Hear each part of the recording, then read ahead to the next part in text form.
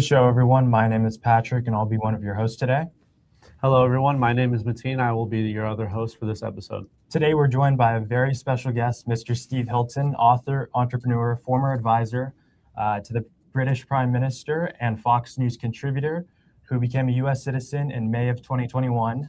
He's now the Republican nominee for California governor, facing Javier Becerra this November. Mr. Steve Hilton, thank you for joining us, and welcome to the Common Sense Coalition.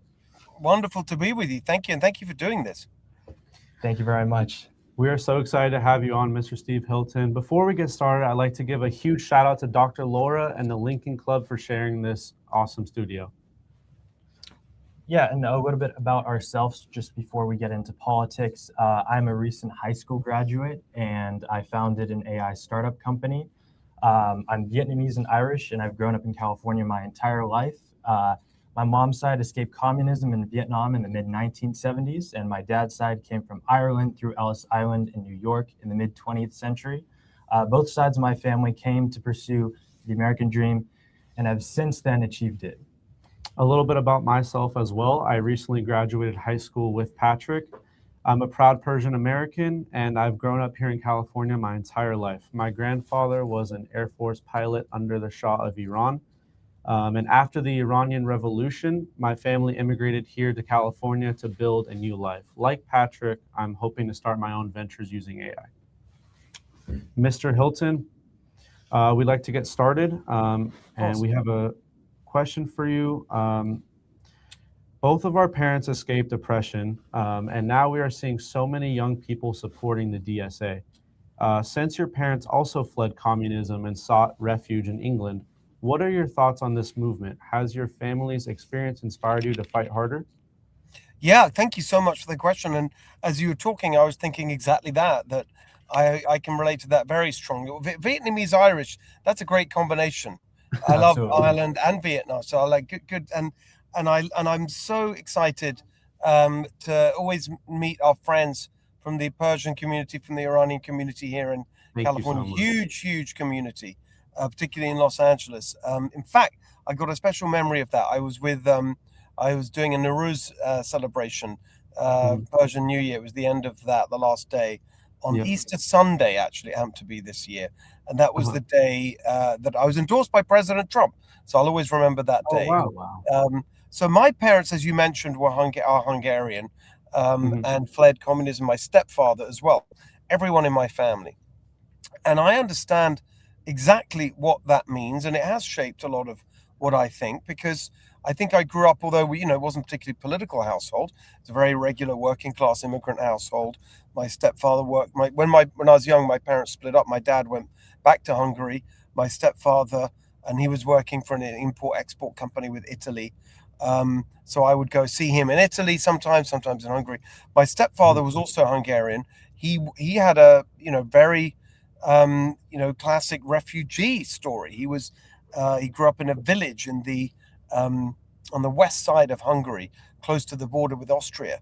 And in 1956, so what happened in Hungary was that the people of Hungary, and this is why I was telling this exact story actually at that Nowruz event, because it was so. I was really thinking about that in relation to what's going on with Iran right now. That after the Second World War, and you had those communist puppet regimes imposed across Eastern Europe. In 1956, in Hungary, there was an uprising against that. It actually started in my family's hometown, a town called Szeged in the south of Hungary, and it was led by students. And it really, so therefore, parallels with what has been going on in Iran. And then the revolution, as it was, and as it is now referred to, was happening and growing. And there was this moment when and you talk to Hungarian people around who remembered that or lived through that, they all tell you the same thing, that they were expecting that someone would come and help them, that the people would have support from the West, from America, from Europe, whatever.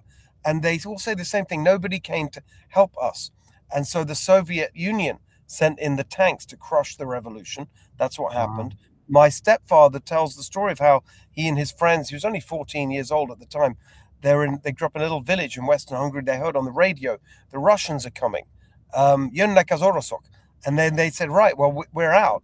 And they literally ran for their freedom across the border, going through minefields and barbed wire fences, being shot at by the guards.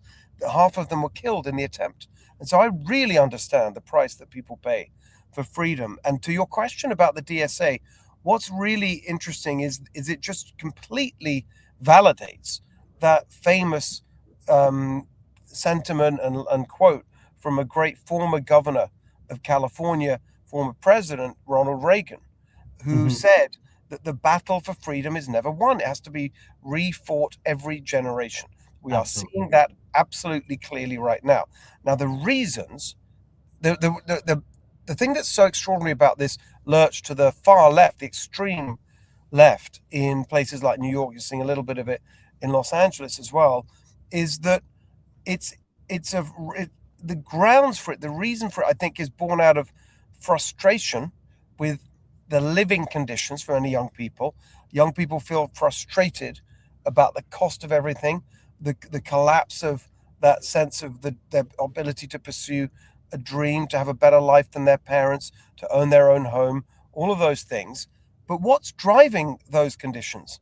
It's left-wing policies. Because actually, if you go to places run by Republicans, people feel very happy about their life and their prospects.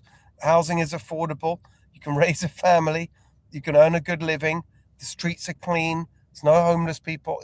That's what it's like in somewhere like Florida. Not, of course, there are problems in Florida like there are everywhere. But generally speaking, there's a sense of optimism and possibility. So it's just not true that this is something that is caused by an ideological reason that requires a response to go even further left. You should learn the opposite lesson. It's left-wing policies that have caused these problems, that have made everything so expensive. And so the answer to it is not more and even more extreme left-wing policies. And we got to go in the other direction. That's what I'm arguing in California. But it's very, very important we stand up strongly against this. Yeah, absolutely. And when you talk about your family, how they escaped Hungary when it was under the Soviet Union's control, you were born in England. We're wondering why, what made you immigrate to America? So that was a very different kind of family reason. My wife was there. So 2012, we moved here. At the time, I was working in 10 Downing Street in London. I was senior advisor to the Prime Minister. I had a great job, very intense. I was helping to lead the implementation of our domestic policy reform program. In the previous few years, I'd helped elect the Prime Minister. He was a guy called David Cameron. So I'd been at the heart of politics and government, very intense.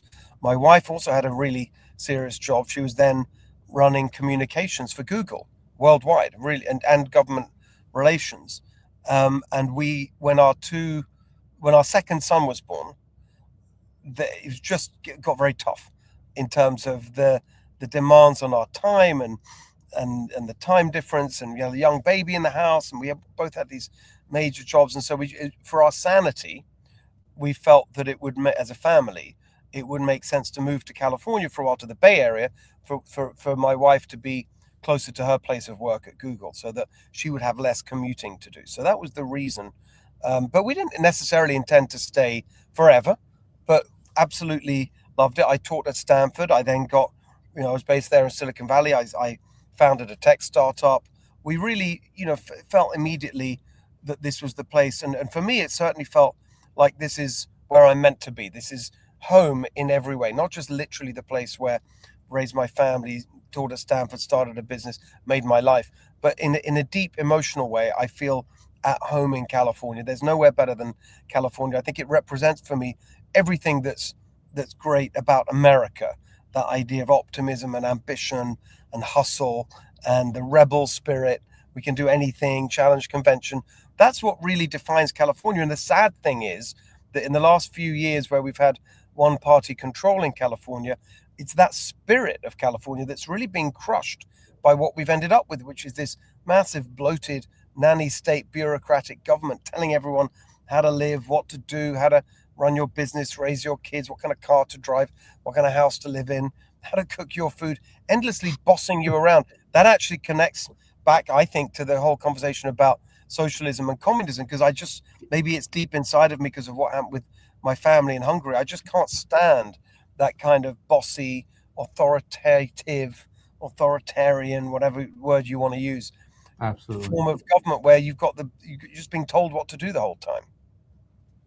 Yeah, I see. 100%. That's the great immigrant story that so many of us have and could resonate with. And part of the reason why a lot of us came to America in the first place was to escape oppressive regimes and come to a place with freedom and opportunity like America. Exactly, and California should offer that and represent that better than anywhere else, and used to for most of our existence as a state.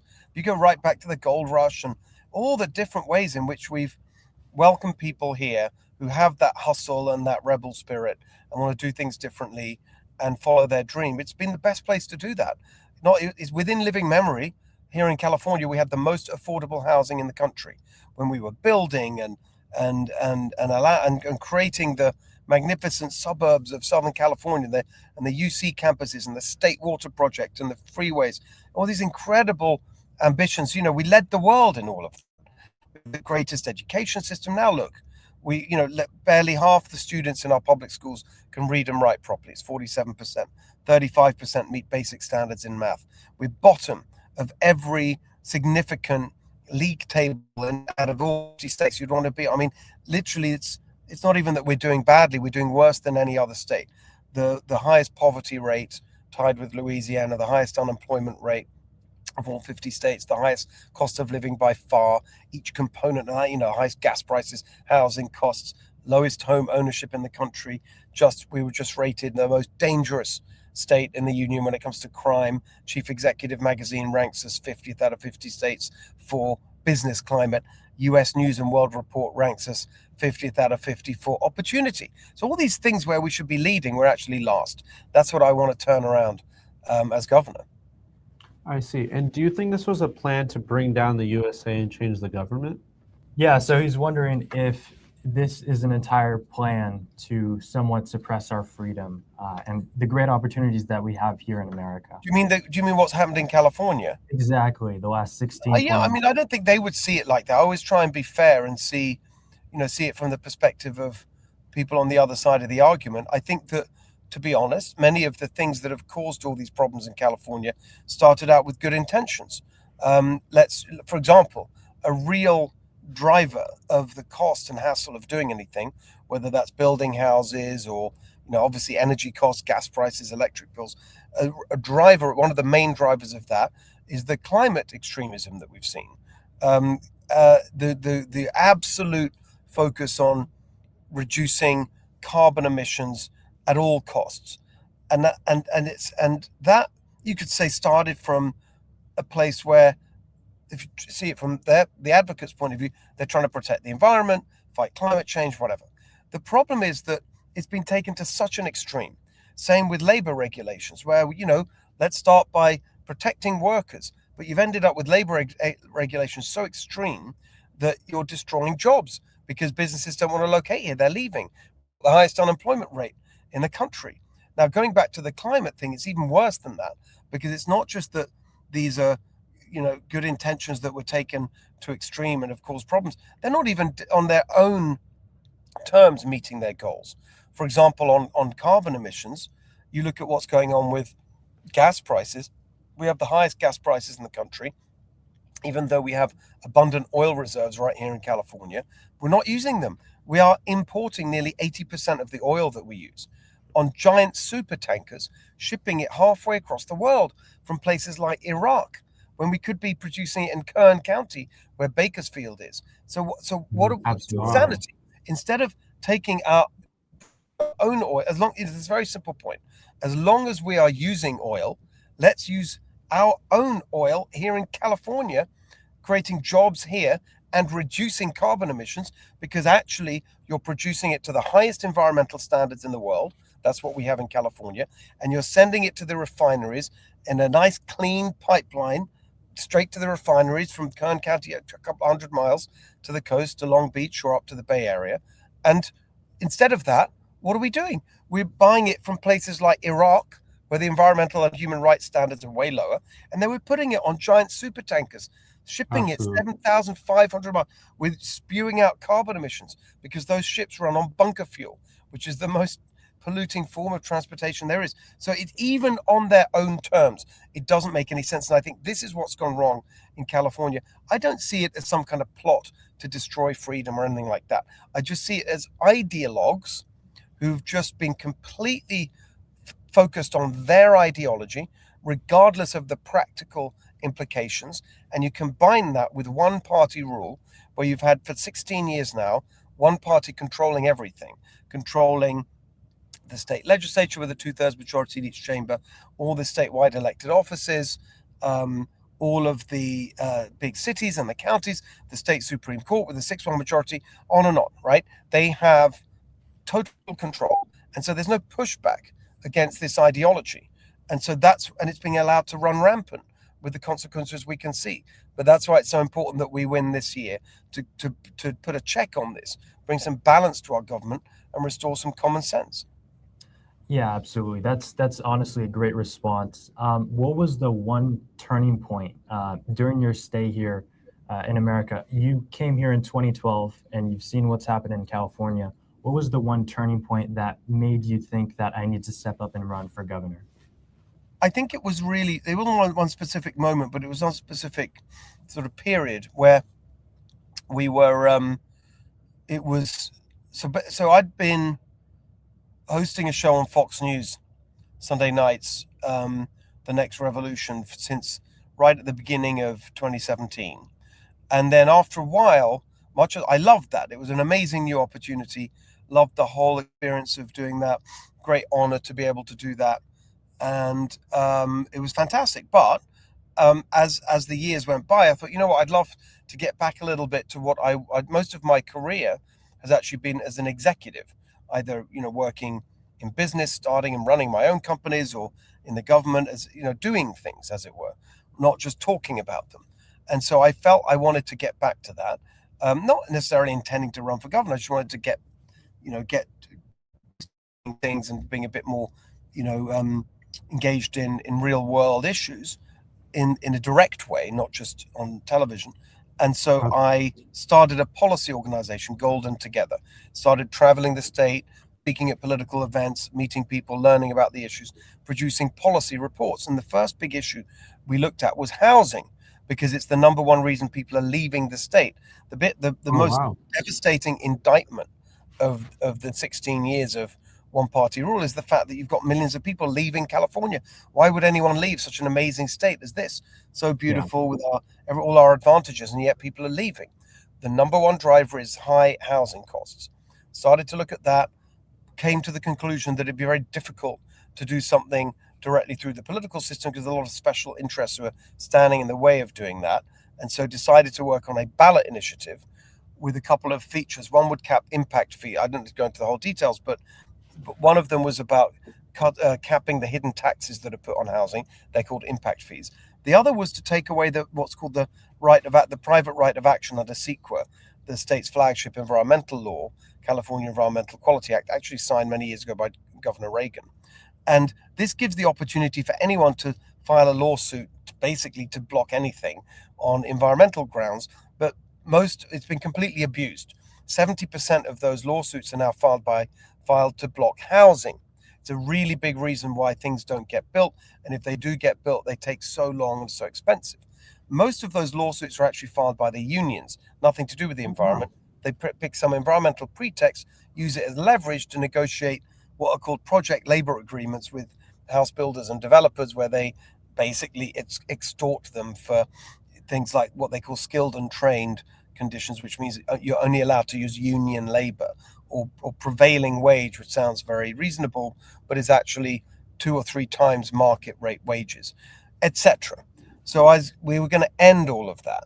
And we didn't raise the money to get it on the ballot because it's very expensive to do that in California. Basically, rule of thumb, it costs about $10 million to get an initiative on the ballot. And so when we didn't pull that off, I thought, well, let's try, I've done all this work on the initiative and the policy, see if we can maybe make it happen. And I started engaging with Sacramento, going to Sacramento, meeting legislators and so on. And it was such a shock to me because the place was so obviously broken and dysfunctional. Every meeting you had, it was like, no, this can't happen. That'll never happen. It's really terrible. And there's one meeting in particular where this was with a legislator who's supposedly good on housing, as it were. And I remember the conversation where I laid out this plan. This person said, "Oh, that's great. That this would be transformational for housing." I said, "Fantastic. Let's work on it together." They were a Democrat, so I said, "You're a Democrat. I'm a Republican. Bipartisan people like that. Let's do this together." And this person said, "Oh, I could never support you publicly." I said, "Why not?" I said, "Well, the unions would hate it." I said, "So what? You just told me it'd be transformational." We were up in an office overlooking the state capitol, and this person waved their arm and said, "Yeah, the unions run this place." And I just thought, what? That's crazy. You're an elected member of the legislature, and you're just telling me, even though you strongly agree with a proposal that you told me would be transformational, you can't even support it publicly because you'd get in trouble with the unions. And that told me something that's really seriously broken in California politics and government. And I'm not saying I left that meeting and said, right, I'm running for governor, but it was definitely around that period that I thought, I really want to get involved in this and try and do something myself. Yeah, that's honestly a great response. And for this campaign going into November, we're just wondering what your plan is with a very historically blue state to sort of swing some of those Democrat and independent votes over to a Republican candidate. Well, I think there's two ways of looking at it. The first step actually is to maximize Republican turnout, because if you look at the numbers, the votes that are needed to win, our estimate based on past turnout and so on is that it's about 6 million votes needed to win, for me to win in California. President Trump in California in 2024 got 6.1 million votes. So the starting point is, now what happened? That's a presidential year. And there are literally millions of people of Republicans and Democrats, but let's just focus on Republicans who vote in a presidential election, then don't vote in a midterm. Now, if we can just get a large part of those people to vote in the midterm, vote for me for governor, that's a huge, that in a sense, it's easier to persuade someone who's already voted just recently for President Trump to vote for me than to persuade someone else. So that's a big part of it. And in fact, there is a ballot initiative on the ballot in November this year that's confirmed now on the ballot, which will help with that, which is voter ID. That's going to be Republicans are very enthusiastic about that.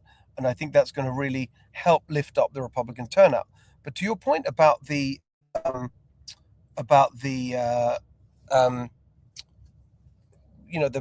map in terms of other, the other side and what the balance is in terms of Democrats and independents, here's how I see it.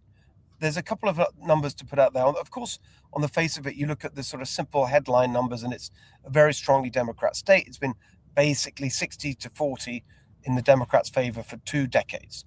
But behind that, right now, you've got another number which is very important to pay attention to, which is the proportion of Californians who think it's time for change. And that is now much higher than it has been in the past. It's mid to high 50s, sometimes even over 60%. So there's a majority who want change. Secondly, there's we've just done a poll which really breaks down the landscape and the battleground in a way that it's not going to be easy, but it's not impossible. We've basically, our poll is about 33% who are strongly for me, 41% who are solidly for Becerra, 26% who are in the middle and persuadable. And they are not ideological. They're not particularly strong they don't identify with any party. They just want a better life. And the particular focus areas that I'm talking about in my campaign, $3 gas, cut your utility bills in half, first 150 grand tax-free, starter homes for young families. They really, really motivate those voters. So it's actually just a question We're fighting a good, strong, high energy campaign. We need to raise a lot of money to put the messages out there. We need to be creative and energetic, and that's what I'm going to be. We're going to be launching our campaign soon. And I think you're going to see a very, very strong effort to start to change that dynamic, because the underlying conditions would point to this year being a change election, as they say in California, where we kick out the incumbents after 16 years and vote for a new direction. I see. And moving on a little bit, because we are running a little bit out of time and we don't want to take too much of your time, Mr. Hilton. Moving on a little bit to like small businesses, what advice would you give someone, me and Patrick's age, who wants to start a business instead of taking the traditional career path? Yeah, well, I love that. I love that you're thinking along those lines, and that's what I've done for much of my career. I didn't start as young as you guys. I started my first company, I'm just trying to think, it would have been 97. So I was 28. Yeah, 28. And I'd had already a bit of a, I'd worked in other work, I'd worked in politics a little bit. I'd worked in advertising. I'd worked all around the world. I'd had some, experience in business. But I think that the number one thing that I would say is to just go for it. And actually, the earlier you go for it, the better, because once it gets later, and maybe you're married or you've got responsibilities, you've got a mortgage to pay, just makes it harder to take that kind of risk. So I love the idea of going for it early. I taught for a while at the D School in Stanford. The D stands for design. It's the Institute of Design. It's not really what we think of in terms of design, not just visual, not really visual design. It's more the process of innovation. It's what's taught at the D School is the methodology of designing and developing and implementing new ideas. Very practical course. And in the D School building, there's a fantastic sign in the middle of the atrium that I always remember. It's a quote from somebody. I'm afraid I can't remember who, but it reflects one of the principles at the D School, which is what they call a bias towards action. And this sign just says the best way to do it is to do it. And I know that sounds silly, but it's really true. So don't think about it don't agonize, just take one step, do one thing, see what the results are, learn from that. For example, in the D School classes that I taught, it's a 10-week class, and there are various different ones, but every single class at the D School, in the 10 weeks of the class, the students, whatever it is, and mine was designing innovative solutions to public policy, the students in 10 weeks have to design and build and create and implement a real world thing, product, service, whatever it may be, in the course of 10 weeks and get real world user feedback and so on. So there's one class they call Startup Garage, where you have to do a startup in 10 weeks from scratch and have paying customers. So now that, and just that hustle and just get on with it, do it, try something, stand on a street, whatever it may be. And that's one of the things, I just want to close with this, because I think it's such a inspiration for whatever we're trying to do in life. And we're coming up on the, and I'd like to, I don't want to talk about this too much because I get very upset, but Charlie Kirk was a good friend of mine. And one of the things I love about Charlie, I think of him all the time, is that he's an entrepreneur. People think of him that he's described as a, conservative commentator or whatever. Yes, true, he was all of that. But he was really an entrepreneur, because he built this incredible organization. I know you've been part of it, Turning Point, from nothing. He built this massive organization with all these incredible parts to it, and the college effort and high schools and media, podcasts and faith and school, amazing operation from nothing. One guy. And I remember Charlie telling me, when I told him I was going to run for governor, and he's one of the first people I spoke to about it, and he said, classic, that's why we got on so well. He had this bias for action. He didn't just sort of say, oh, great, good luck, Steve. He said, right, what are we going to do? Let's make a plan. Come to Phoenix. We spent the day together, talking through what it would take. And during the course of that day, I remember him telling me when he started out, I think it must have been maybe in Michigan, where his parents were. He said his first ever college campus visit where, you know, you went there and started to have those conversations. He told me, he said, I went there, put my table in my chair, and I was there for 4 hours, and I spoke to 2 people. And that was the first thing he did. But now look where we are and what he built. And so it's just really important to not worry about it too much and just take that first step. Do something, however small, and see what the result is. Learn from that, and then do the next thing and the next thing. Just don't worry too much. Just do it. Get on with it. Yeah, that's honestly incredible advice. And I actually started a Turning Point chapter at my high school because of Charlie Kirk with a friend. Right. And we, support a lot of the same policies and a lot of what he stood for. I know you're running out of time, but when everything's said and done, what would you like to be remembered for? Well, probably being a great dad, honestly, and a good husband. I think that's response. our first responsibility. And then, that's such a great question. No one's ever asked me that before. I think it's something about, I just made the world a bit better through some creative action, doing the businesses I've started, this campaign. It's just trying to, do the world better, just some kind of positive impact on the world. Thank you very much. That was a great response. And again, it was an honor to have you on, Mr. Hilton. I know you're running out of time, but thank you again for giving us your time. And we hope to stay in contact, and we'd love to have you back on the show in the future. And we also want you to know that we are going to get the vote through this coalition, and we're excited to tell you more about what's to come in the next months. Thank you so much. Thank you so much. Thank you. Thanks a lot. See you soon, guys. Congratulations. Thank you. Thank you so much. This has been our first episode of Common Sense Coalition at the new studio, and we have more great guests and conversations coming, so stay tuned, and thank you very much for watching. Thank you so much.